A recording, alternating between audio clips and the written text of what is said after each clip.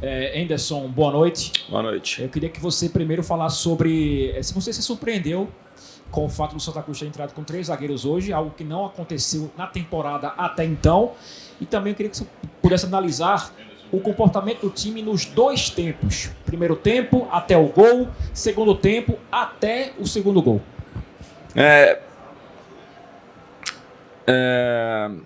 É uma coisa até natural, assim, quando algumas equipes vêm nos enfrentar, assim, equipes que eu monto, assim, isso não é a primeira vez, né? Isso se repetiu, às vezes, com Bahia, com Botafogo, América Mineiro. Como a gente, né, tenta dar muita largura no campo, às vezes algumas equipes, elas montam linha de 5. E acho que a gente estava, até o gol, a gente estava muito soberano na partida, assim. A gente criou boas oportunidades, fez o primeiro, poderia ter feito o segundo até no lance, acho que o do Wagner. E aí depois a gente diminuiu o ritmo, assim. A gente não continuou fazendo o que a gente está acostumado a fazer. No segundo tempo a gente começa não da maneira que a gente acha que a equipe pode fazer, a gente sofreu um pouquinho.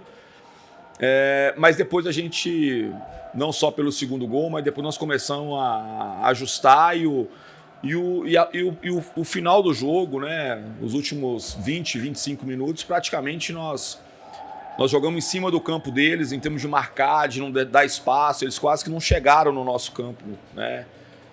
Não tiveram assim mais chance nenhuma, então a gente conseguiu controlar bem e criando possibilidade de poder fazer o terceiro, né? A nossa equipe não baixou as linhas e ficou administrando o resultado. No final do jogo a gente sobe as linhas, a gente começa a pressionar mais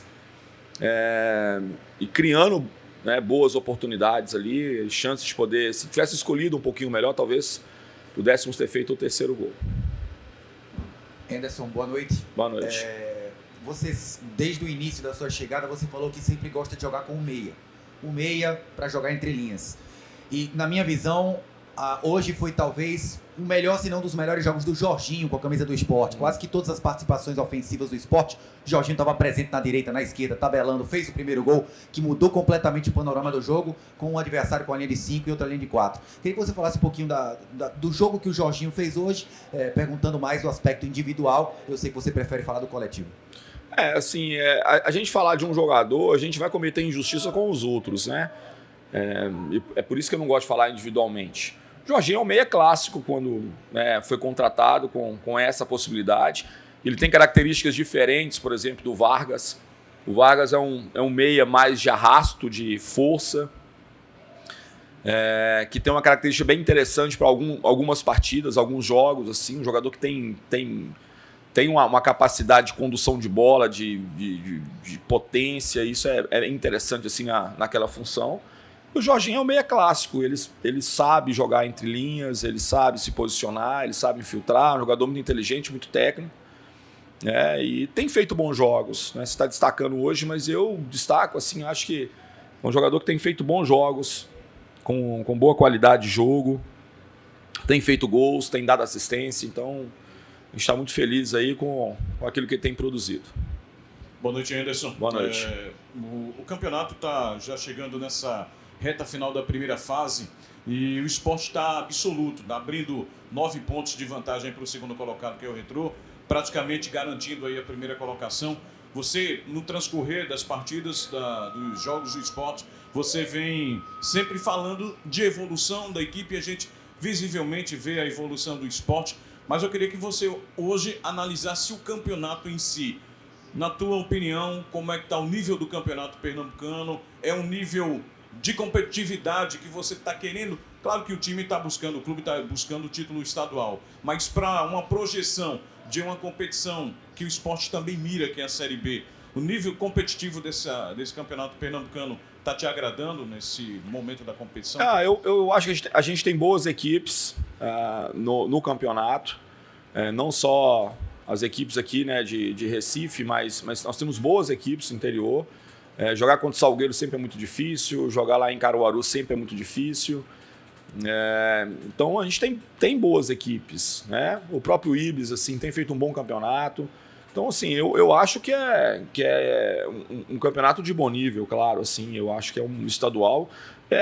O que a gente bate um pouquinho na tecla é que como você vai, talvez, inchando um pouquinho, assim, são muitos jogos, talvez a gente poderia ter uma forma um pouquinho diferente de uma primeira fase abrangendo mais equipes, uma fase mais longa, que classificasse para uma reta final, talvez um pouquinho mais enxuto, porque a gente tem uma concorrência da Copa do Nordeste, né, cara? Assim, é difícil de ter. O Campeonato Paulista não tem uma outra competição. Nós temos 2 competições muito boas.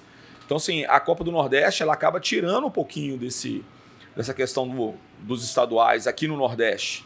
É claro que todo mundo sabe, né, da dificuldade do campeonato, mas a Copa do Nordeste também tem um nível elevado, né? Então, em determinado momento, há uma sobreposição de competições que não é interessante para nenhuma das duas, né?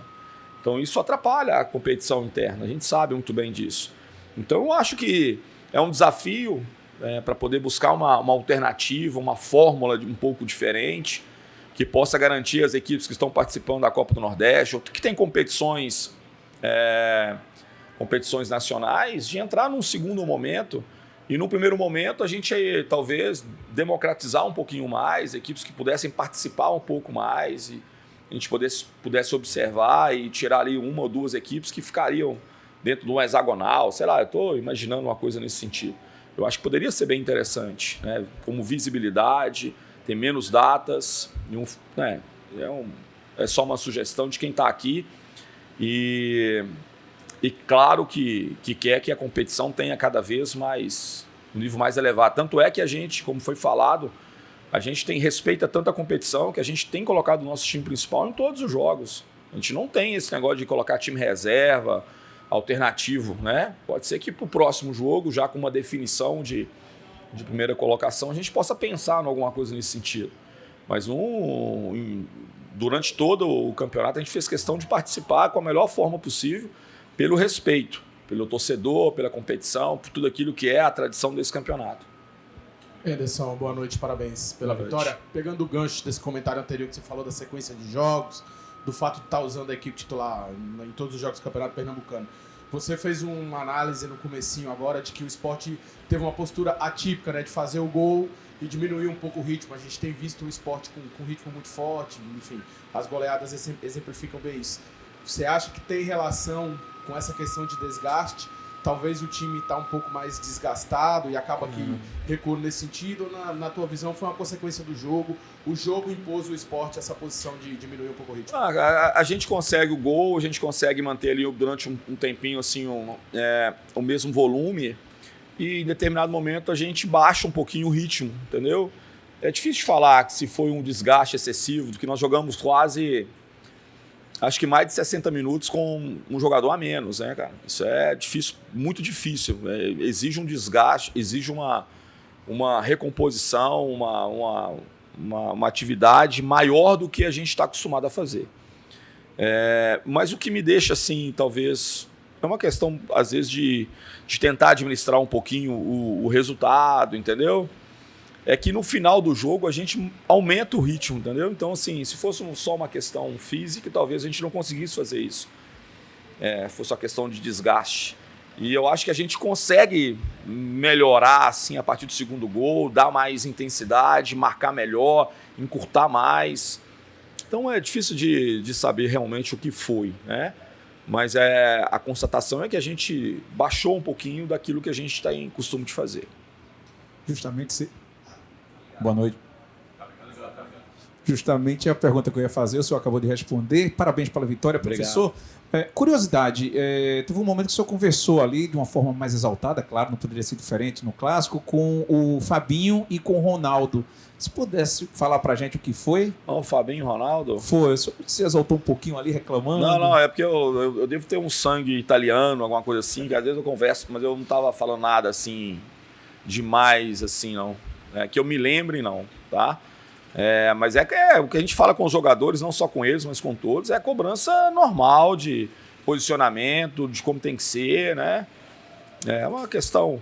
Cara, eu vou te falar a verdade, assim, eu sou chato pra caramba, assim, porque eu gosto muito de... Eu sou trabalho muito pela vitória, assim, cara. Eu sou um cara que busco isso sempre, né? E a cobrança é enorme sempre com eles, né? Eles sabem muito bem disso. Muitas vezes a gente sai com um bom resultado e às vezes a gente chama atenção sobre algumas coisas. A gente está sempre corrigindo algumas coisas. Como eu falei anteriormente, assim, não é quando tem uma sequência de vitórias que está tudo certo, também quando a gente tem uma derrota que está tudo errado. A gente tem que ter esse meio termo, de reconhecer que tem coisas que foram muito positivas hoje e coisas que não foram tão boas assim. A gente fala um pouquinho dessa baixada no ritmo, entendeu? De uma administração. Eu não gosto dessa questão de administrar resultado. Acho que o resultado tem que ser administrado faltando uns 5 minutos, 10 minutos. Aí você pode administrar, né? Mas a gente não... A forma da gente conceber a equipe foi sempre no sentido de poder sempre manter o mesmo nível. A gente não baixa as linhas, a gente não faz gol e recua, a gente tenta manter o mesmo padrão. Tem hora que o adversário consegue sair e nos joga para trás. Mas na maioria das vezes a gente tenta subir as linhas, marcar mais em cima, cobrir um pouquinho mais bola. Então, acho que nesse aspecto a gente tem algumas correções, tem alguns posicionamentos no primeiro tempo que a gente vai conversar. É coisa natural de quem está sempre tentando aprimorar. Assim. Henderson, boa noite, parabéns pela vitória. Obrigado. Quando você arruma um emprego novo, você fica naquela expectativa de fazer um bom trabalho. E esse casamento do esporte com o Henderson vem dando muito certo. Você é líder na Copa do Nordeste e líder no Campeonato Pernambucano. Você fica feliz pelo grupo ter assimilado bem esse início de projeto, tá desempenhando bons jogos, tendo um dos melhores ataques do Brasil na temporada. Te agrada o grupo ter assimilado rápido todo esse desenvolvimento que você propôs? Cara, isso pra mim é a coisa mais determinante, entendeu? Assim, as pessoas falam assim, Henderson, por que o trabalho de tal lugar às vezes não dá? Porque muitas vezes a gente não consegue, e é culpa do treinador. Eu tenho que falar isso assim. Muitas vezes você vai com as suas ideias, mas o seu poder de convencimento para com os atletas não é suficiente. Por mais que você explique, mostre, justifique, os caras olham e falam, pô, acho que não vai funcionar, não vai dar certo. Então, quando a gente tem, né, um resultado tão positivo, é muito em função da capacidade desses atletas de entender a sua proposta, de abraçarem essa proposta. Eu costumo falar, quando eu estou despedindo de um clube, né, quando eles me mandam embora, geralmente eu tenho uma conversa com os jogadores para despedir, agradecer e tal. E eu falo claramente com eles, falo assim, olha, amanhã vai aparecer um treinador aqui com ideias totalmente diferentes das minhas. Abraça o treinador, cara. E se tem uma coisa que pode ajudá-los, é vocês abraçarem a ideia do treinador. Por mais simples, por mais normal que possa ser, se todo mundo abraçar aquelas ideias, tem uma chance grande de dar certo. Mas se não abraçar, é a certeza que não vai funcionar. Não vai dar certo. O cara manda marcar individual, os caras marcam o setor. Uns marcam individual, outros marcam meio setor. Não vai funcionar. Então, eu agradeço muito os atletas por essa capacidade de poder fazer tão rapidamente coisas que em outros lugares eu não consegui fazer. Em outros lugares eu fiz depois de muito tempo, né? Mas o que isso não gera para nós e para mim principalmente é a acomodação. Eu estou muito feliz com o rendimento dele. Eu não sei se é feliz ou se é aliviado, não sei.